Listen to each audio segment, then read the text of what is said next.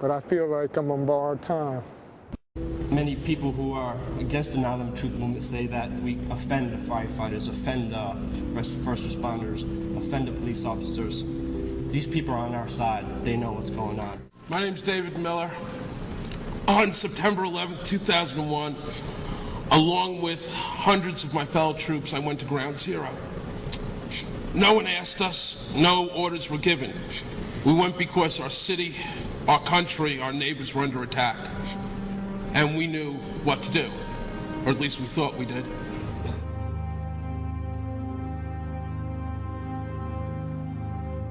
On September 13th, we marched back in groups of 2s and 3s at first, and then dozens until there must have been more than 200 of us, carrying ropes, ladders, tools of every kind, back into the smoke and the poison and rubble, where we reached an intersection with hundreds of civilians cheering us on.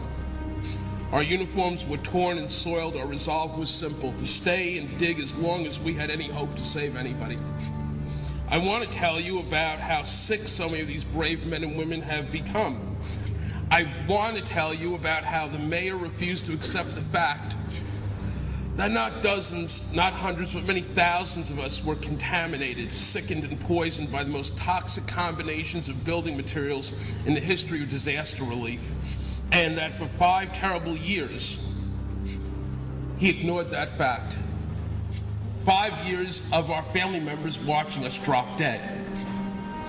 And every time popular mechanics calls the people of this movement nuts, these propagandists, professional liars and tools who cannot even by any stretch of the imagination be considered journalists, strike another nail into the coffin of another rescue worker. 70% of family members' questions were never answered during the 9/11 Commission report. Lee Hamilton and Thomas Keane said they were set up to fail. I mean, I remember the commission. It's a scam. It's absolutely disgusting. The questions, Mr. President. The questions. Building 7 ablaze at the moment and apparently getting ready to collapse. Building 7, free-fall collapse. Well, no, there's number 7 coming down. The excitement and the fun that people get watching an old building being demolished, and they wired very carefully for days, and it's a very careful operation. Third time today.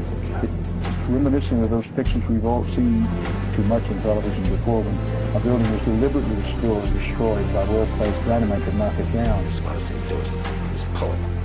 And they made that decision to pull. Then we watched the building collapse. Jane, what more can you tell us about the Salomon Brothers building and its collapse? Well, only really what you already know. Details are very, very sketchy. We're getting information now that one of the other buildings, Building 7, in the World Trade Center complex, is on fire and has either collapsed or is collapsing. The Pentagon. Vanished here.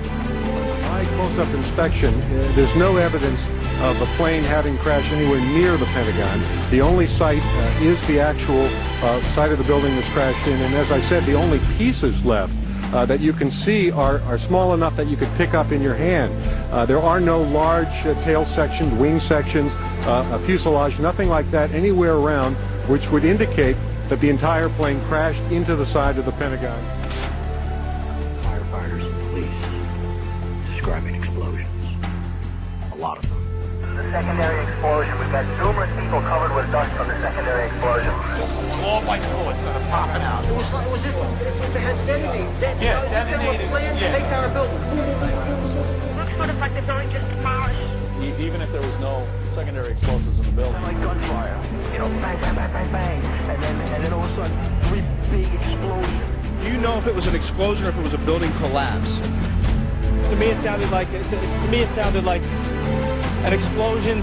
Chief Albert Turry told me that he tried to get his men out as quickly as he could, but he said that there was another explosion which took place, and then an hour after there was another explosion in one of the towers here.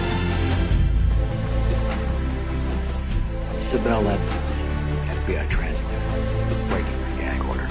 All our intimate relationship with Bin Laden and Taliban, we did carry very intimate relationship with these people all the way up to September 11th. Bin Laden was spirited into this military hospital in Rawalpindi for kidney dialysis treatment. The military had him surrounded. They were saying that Osama bin Laden had to be watched carefully and looked at. NORAD standing down.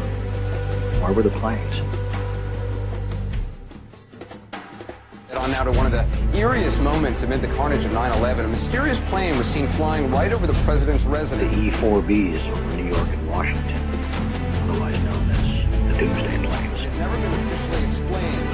Cell phones working at impossible altitudes. Solicitor General Ted Olson receiving phone calls that the FBI says were never made. What happened during that call? This is the only information we have on these terrorists. She was able to call him twice. How she could pull that off, we don't know, but she did. These are the questions, Mr. President. These are the questions. They go on and on. Good afternoon, Mr. President. I come to you today representing the families of the victims of September 11th, as well as millions of my fellow Americans. Hopefully by now you've had a chance to read my letter to you, 20 Minutes with the President, and if not, at least had its contents brought to your attention. We have questions, Mr. President. Lots of questions. A lot of them are detailed in my letter, but trust me, there are hundreds of more questions. As my letter chronicles, sir, the 9/11 Commission itself says they were lied to, deceived, and essentially prevented from carrying out a real investigation. People of the United States and the world demand the truth, sir. We have to continuously ask questions. That's what a patriot does. That's what a true American does. We ask questions. You, sir, have the power as well as the responsibility to initiate a truly independent congressional investigation into the events of 9/11 as well as its aftermath. We want our country back, Mr. President. Therefore, I'm not just calling on you and your team. I'm calling on each and every American citizen to wake up, stand up, and demand the truth. We're counting on you, Mr. President. Be on the right side of history.